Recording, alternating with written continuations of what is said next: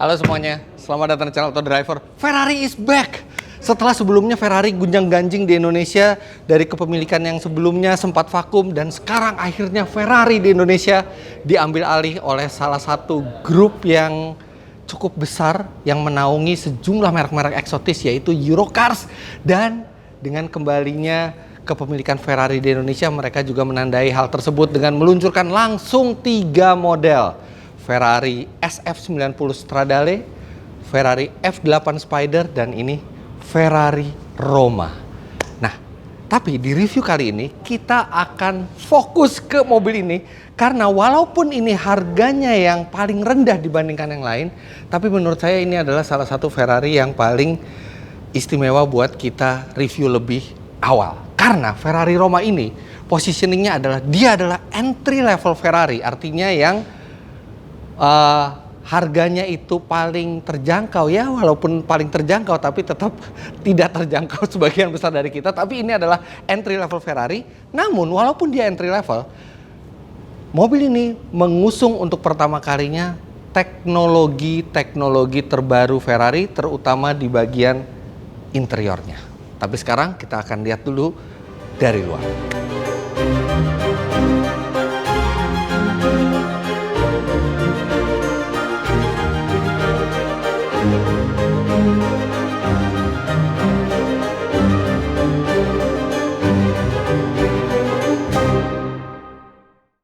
Sebenarnya entry level Ferrari itu dulu dimulai dengan Ferrari California, kemudian ada California T, kemudian ada Portofino, dan semuanya itu adalah convertible. Nah, ini adalah Ferrari yang basisnya sama dengan Portofino, tapi mengusung bodi coupe. Tapi walaupun basisnya sama, sebenarnya dari mulai eksterior apalagi interiornya itu tidak ada yang sama dengan Portofino. Yang di-share hanya basisnya dan mesin yang digunakan. Dalam hal harga mungkin dia akan sedikit di atas Portofino ketika nanti dijual di Indonesia. Namun tetap saja ini masih jauh di bawah Ferrari lainnya, misalnya seperti SF90 Stradale yang nanti akan kita review di video lainnya. Nah, Ferrari Roma ini membawa satu pesan penting karena ini adalah model pertama Ferrari yang mengusung teknologi terbaru di luar dan di dalam. Kita bisa lihat dari desainnya, ini desainnya moncongnya agak sedikit ke depan, kemudian dengan grill-grill yang ini mengingatkan kita ke mobil balap di zaman dulu. Bentuknya seperti retro dan akan ada detail retro lagi yang Anda bisa lihat nanti di interiornya, model jaring-jaring di sini. Kemudian lampu, ini unit tes kami sudah menggunakan matriks LED, tapi Ferrari sama seperti sejumlah supercar lainnya, spek mobil yang ada itu sangat tergantung kepada yang memesannya. Jadi Anda bisa memesan Ferrari sesuai dengan spek yang Anda maui sendiri. Jadi ini bukan base model, tapi ini sudah model yang dilengkapi dengan sejumlah option. Kemudian kita lihat dari samping, dia bentuknya coupe, tapi ini bukan Portofino yang dibuat coupe. Walaupun secara teknis seperti itu, tapi secara desain ini seperti model yang benar-benar baru total dengan bentuk yang tidak sama dengan Portofino. Oh, logo Ferrari yang tegas di sini, ban 20 inci di depan dan belakang, tapi sama logonya mau yang warna apa, kemudian peleknya model seperti apa, itu juga bisa dipilih di optional yang tersedia di Ferrari. Nah, yang paling beda dari Ferrari sebelumnya di Roma ini adalah bagian belakangnya. Dia meninggalkan tradisi Ferrari menggunakan lampu bulat-bulat di belakang menjadi lampu seperti ini, dan ini nyalanya keren sekali. Dia hanya berbentuk garis seperti ini. Ini benar-benar seperti Ferrari era baru. Jadi dia banyak meninggalkan nilai-nilai tradisionalnya dan membentuk sebuah mobil yang seperti generasi baru. Kemudian ini di bawah ada diffuser dari carbon fiber, ini juga optional yang bisa Anda pilih dan bentuknya keren.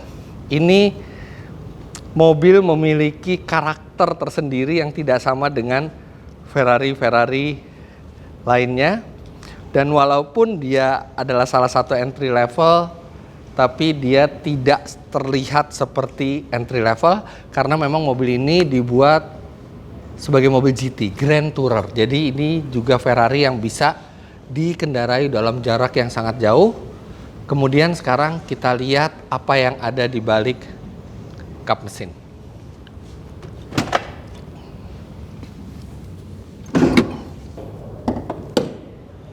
Mesin yang digunakan masih sama seperti Portofino V8, kapasitas 3.900 cc dengan turbo.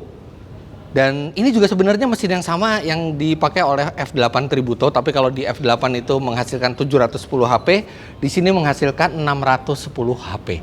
610 HP masih tenaga yang sangat besar, dan 610 HP artinya sama dengan Lamborghini Huracan yang merupakan pesaing terdekat dari mobil ini. 610 HP, penggerak belakang, dan 0 sampai 100 km per jam ditempuh tidak sampai 4 detik, di kisaran 3,5 detik saja, dan top speed sekitar 318 km per jam. Yes, mobil ini bisa berlari di atas 300 km per jam. Tapi seperti kita tahu, sebuah Ferrari pasti cepat, mesinnya juga bertenaga sangat besar. Tapi ya seperti yang saya bilang tadi, yang revolusioner di mobil ini adalah interiornya. Tuas pembukaan pintunya ini juga baru. Jadi di sini ada tombol kecil. Kalau kita pencet ini untuk mengunci atau membuka pintu, asal kuncinya kita kantungi. Kemudian untuk membuka ini tinggal didorong ke dalam sama seperti kita mau membuka mobil biasa. Jadi terasa sangat natural. Seperti ini. Sangat mudah dan keren, jadi benar-benar kayak tanpa tuas pintu, tapi sebenarnya menggunakannya sangat mudah. Wow, sekarang kita harus lihat ke dalamnya. Ini yang luar biasa.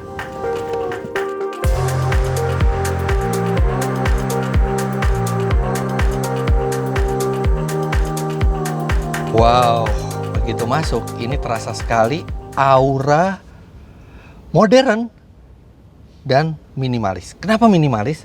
Karena tombol yang ada di mobil ini berkurang sangat drastis dan digantikan oleh sejumlah layar sentuh yang canggih. Yang pertama kita lihat dulu sebelum kita berbicara tentang layar sentuh yang canggih adalah display digital yang full, yang ini pertama kalinya ada di Ferrari yang lantas diikuti oleh SF90 Stradale. Ini bukan cuma layar digital biasa, tapi layar digital yang curve, yang melengkung dengan resolusi yang luar biasa, dan begitu kita masuk, itu langsung ada gambar 3 dimensi Ferrari Roma di depan kita berputar-putar. Minimal kita jadi nggak lupa kita lagi berada di mobil apa, karena langsung ada gambarnya di sini. Dan untuk melihat seberapa canggihnya teknologi interior terbaru di Ferrari ini, kita harus menyalakan mesin atau minimal mengontak. Tapi di mana tombolnya? Tidak ada tombol. Ternyata memang Ferrari mengganti tombol start stop engine dengan tuas sentuh, bukan tuas sentuh, panel sentuh start stop engine. Jadi di sini di bagian bawah setir ada tulisan engine start stop, dan yang kita perlu lakukan hanya menginjak rem dan menyentuhnya. Langsung setir yang tadinya kelihatannya sepi, ternyata di dalamnya ada panel-panel yang menyala lampunya, dan ini semua dikontrol dengan sentuhan. Ada voice command, ada untuk telepon, ada cruise control. Kemudian yang di sebelah kanan ini untuk mengatur layar instrumen di depan ini. Banyak yang bisa Anda atur, view-nya juga bisa Anda ubah-ubah semuanya. Di sini bisa Anda sentuh juga. Dan setiap kali Anda menggeser-geser tuh ada suara seperti ini.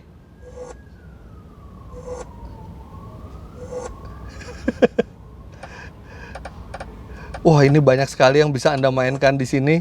Dan di sebelah kanannya ada View Max. Jadi View Max ini untuk membuat tampilan yang lengkap menjadi tampilan yang sederhana tapi sangat besar. Jadi kalau kita pencet View Max sekali, wah, dia akan navigasi semuanya. Kalau kita pencet View Max sekali lagi, dia akan RPM di sini, RPM dan navigasi. Yang ini kalau misalnya kita ingin mode yang kencang dengan ada G-force di kanan dan speed di kiri. Kemudian kita balik lagi ke mode standar, dan ini bukan hanya indah dilihat, tapi juga sangat lengkap informasinya, dan curve displaynya itu bikin tampilannya beda dengan layar digital mobil-mobil yang lain.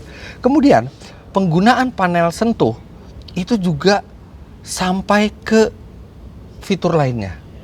Nah, tapi sebelum kita masuk ke situ, kita lihat dulu di setir itu sen seperti biasa. Ini tuas mekanikal di kanan dan di kiri. Kemudian di sini ada pengatur wiper, dan di kiri ini ada pengatur lampu jauh, fog lamp, dan di belakang sini itu ada untuk mengedipkan lampu jauh. Jadi di belakang sini natural sekali memakainya. Nah, ini yang paling kanan, ini yang paling obvious, ini adalah mode berkendara. Jadi ada dari mulai comfort, wet, kemudian ada sport, ada race, dan kalau kita tahan sampai ke kanan, nah ini ESC off, dan ada peringatan tung tung tung supaya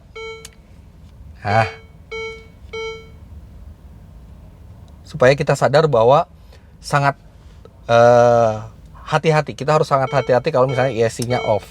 Nah, sekarang kita lihat untuk mengatur lampunya sendiri itu dilakukan di panel sentuh sebelah kanan. Jadi ini lampu ini sudah dengan menggunakan panel sentuh, bukan tombol ya, panel sentuh. Dan yang lebih gilanya lagi, untuk mengatur spion kiri dan kanan itu juga dengan panel sentuh di sini. Jadi benar-benar kabinnya kalau misalnya mesin lagi dimatikan itu terlihat minimalis sekali, tapi begitu menyala langsung keluar semua kecanggihannya. Nah, ada satu yang sangat-sangat menarik di mobil ini, yaitu tuas transmisinya. Oke, mobil ini transmisinya otomatis, tapi dia menggunakan bentuk tuas yang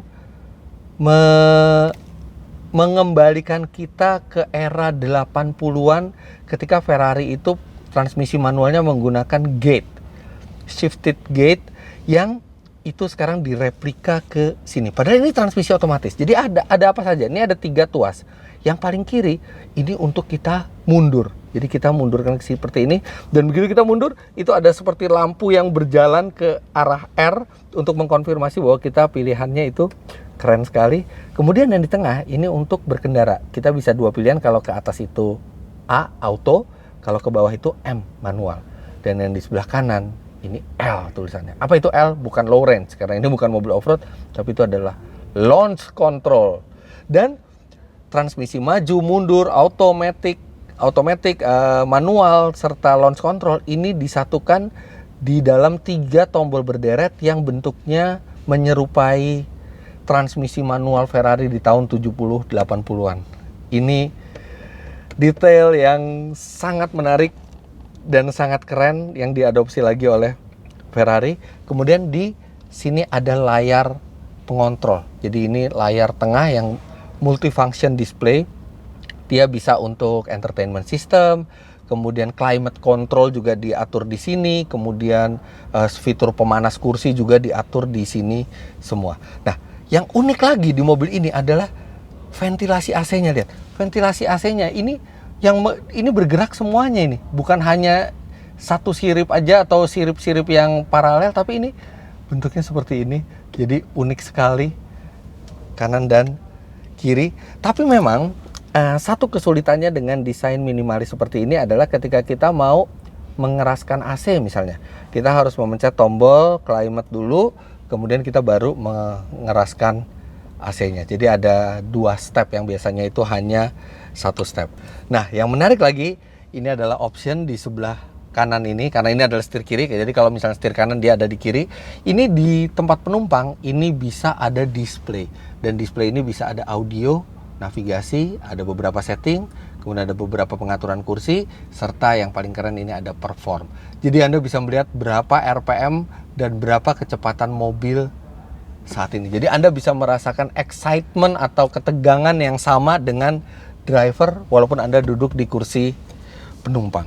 Untuk posisi berkendaranya sendiri tidak ada komplain sama sekali, khas Ferrari. Anda duduk rendah, kaki lurus ke depan, dan posisi setirnya benar-benar sangat ergonomis. Visibilitas tidak terlalu baik, jadi benar-benar kita tenggelam.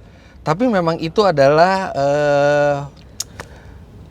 nuansa yang memang ingin dihadirkan di mobil ini seolah-olah kita tenggelam dalam dashboardnya dan konsol tengahnya yang besar ini, dan kita hanya bisa melihat ujung-ujung dari spakbor. Tapi itu nggak apa-apa, pengaturan kursi sudah elektrik semua, kemudian setir juga sudah elektrik semua. Bahan-bahan ini bahan-bahan terbaik, dan tentu saja karena ini sebuah Ferrari, Anda bisa memilih bahan apa yang Anda inginkan untuk Ferrari Anda. Nah, ada satu yang memang terkorbankan dengan desain yang keren ini adalah cup holder. Tidak ada di sini, hanya ada USB slot. By the way, ini juga sudah Apple CarPlay.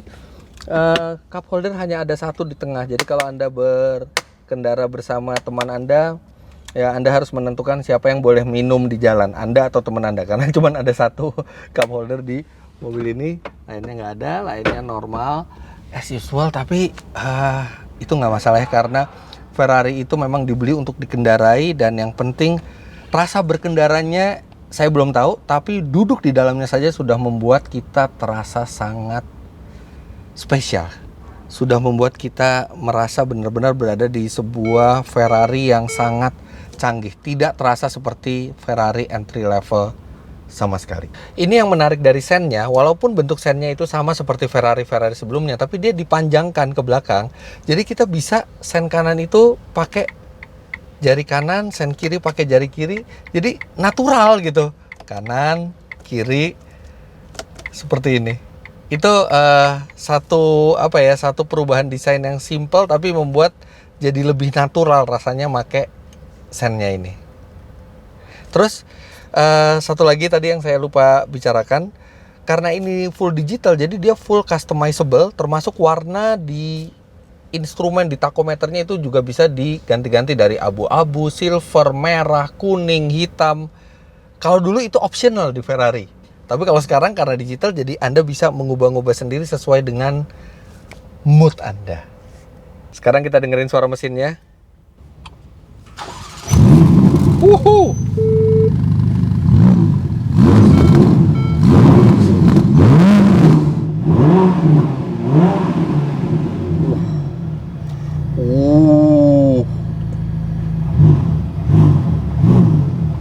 Suaranya agak teredam dikit ya karena dia turbo ya, tapi tetap keren suaranya. Wuhu! Wah, menggetarkan hati sekali ini rasanya. Ini layarnya juga keren. Ya dia nggak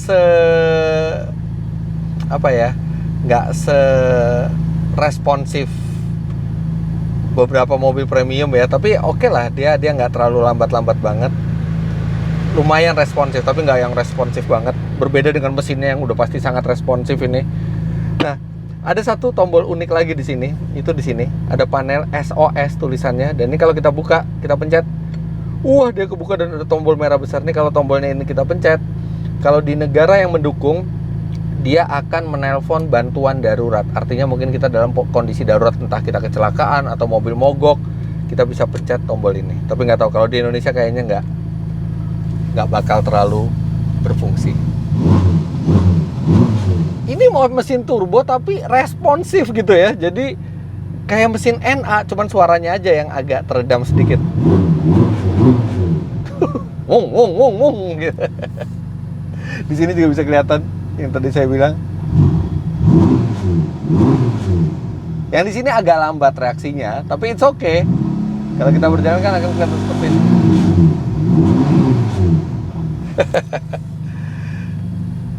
Nah, di belakang ini ada tempat duduk ternyata. Jadi mobil ini adalah 2+2, tapi kayaknya ini kecil sekali ya. Tapi nggak apa-apa, kita coba yuk, kita coba duduk di belakang. Bisa apa enggak saya masuk ke belakang? Oke, sekarang saya harus majukan dulu supaya memberikan space yang cukup untuk kaki. Oke, kira-kira cukup, tapi kalau misalnya cukup untuk belakang, di depannya kira-kira seperti apa? Ya, jadi harus nekuk kakinya. Nggak ideal. Segini masih oke lah. Segini masih oke. Oke. Sekarang saya tarik tuasnya. Nah, dia maju ke depan. Saya tingginya 177 cm dan nggak bisa didudukin sama sekali. Tuh. Nggak bisa ya, jadi ini hanya 2 orang yang bisa duduk di sini. Satu anak kecil mungkin di bawah 6 tahun atau orang dewasa yang Anda rela kakinya ditinggal di rumah dulu gitu karena tidak ada space sama sekali, dan mungkin kepala Anda juga harus ditinggal di rumah dulu. Jadi bangku belakang benar-benar hanya untuk anak kecil. Aduh. Nah, sekarang kita akan lihat bagasinya. Ferrari Roma ini dilengkapi dengan kunci desain terbaru. Bentuknya keren sekali, classy dan terlihat mahal. Ini bentuknya kotak, dan di belakang ini juga tersedia sejumlah option kalau misalnya Anda ingin corak yang lain. Di depannya ini dari kulit dan ada tulisan Roma, dan hanya ada 2 tombol. Sebenarnya tidak ada tombol fisik, tombol fisiknya di dalam, jadi kita memencet kulitnya aja. Itu ada lock, unlock, dan kalau unlock itu kita pencet 2 kali, kita bisa membuka bagasi. Atau karena ini sebenarnya smart keyless entry, tanpa perlu menekan 2 kali pun kita juga bisa membuka bagasinya langsung di sini tombolnya. Ini bagasinya kecil ya, jadi tidak terlalu besar. Jadi tidak bisa untuk membawa banyak barang bawaan. Sebenarnya akan lebih berguna mobil ini kalau misalnya bangku belakangnya nggak ada, karena percuma aja bangku belakangnya hanya bisa diduduki anak kecil dan bagasinya jadi bisa lebih besar. Tapi tidak, mereka tetap mempertahankan konfigurasi 2+2, jadi bagasinya sedikit terkorbankan. Dan satu yang unik di mobil ini adalah tidak ada bibir bagasi. Jadi keuntungannya adalah ketika Anda membawa barang yang besar, Anda tinggal langsung tarik tanpa perlu terhalang barrier di sini. Tapi kalau Anda parkir di tempat yang menanjak, Anda buka ini, barang-barang bisa jatuh dengan mudah. Nah, ya tapi nggak apa-apa lah. Rata-rata orang memakai Ferrari itu tidak untuk bepergian jauh dan membawa barang yang banyak. Yang menarik ini adalah emblem di sini. Karena ini adalah informasi Ferrari ini dibuat dengan optional apa saja. Kalau Anda membeli base model, ini tidak ada, ini kosong semua. Tapi rasanya jarang orang membeli Ferrari seperti itu. Nah, di mobil tes ini sudah banyak sekali optionalnya. Ada Apple CarPlay, jadi Apple CarPlay itu optional. Ada ADAS full pack. ADAS itu buat cruise control yang dia bisa menjaga jarak ke depan, fitur radar. Kemudian ada glossy black brake calipers, banyak sekali di sini. Dan option-option inilah yang membuat semua Ferrari itu harganya berbeda-beda. Bahkan pada saat kami tanyakan ke Eurocars, mereka tidak berani untuk menyebut harga, karena memang khasnya Eurocars itu tidak mau menyebut harga. Kami juga tidak mengerti kenapa, padahal mobil itu mestinya ada harganya. Tapi anyway, kalau dari luar negeri kami mendapatkan harga mobil ini, base price-nya adalah sekitar 220.000 US dollar, artinya sekitar 3 miliar rupiah. Kalikan dengan pajak Indonesia 2 sampai 2,5 kali lipat. Mungkin dalam keadaan basic, kemungkinan mobil ini harganya di 7 hingga 8 miliar rupiah. Kecuali kalau Anda tambahkan option-option ini, yang ini akan menambah harga, dan itu tergantung keinginan dan kekuatan dompet Anda. Anda ingin seberapa banyak option yang ada di Ferrari Anda. Tapi yes, memang tidak ada price list resmi untuk Ferrari Roma ini. Jadi itu hanya perkiraan saya sendiri saja.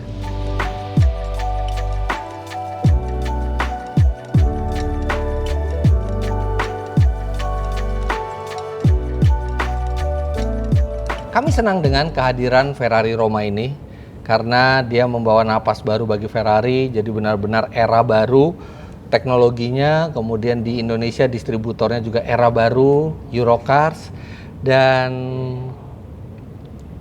kami tidak sabar rasanya mencoba mobil ini di jalan raya pada saat nanti sudah ada unit tesnya, karena ini adalah unit tes dari Ferrari Italia yang keliling dunia. Anda bisa lihat setirnya masih setir kiri, jadi mobil ini juga akan segera pergi lagi dari Indonesia. Tapi mobil ini sudah bisa dipesan sekarang, dan kemungkinan di pertengahan tahun akan datang unit tesnya, semoga saja. Dan untuk sekarang sekian dulu first impression dari Ferrari Roma ini. Jangan lupa Anda klik like bila menyukai video ini, komentar di bawah, dan subscribe ke channel Autodriver jika Anda belum. Main-main ke web kami di www.autodriver.com serta download aplikasi kami Autodriver di Google Play Store. Terima kasih banyak Anda sudah menyaksikan. Sampai jumpa di video selanjutnya. Bye-bye.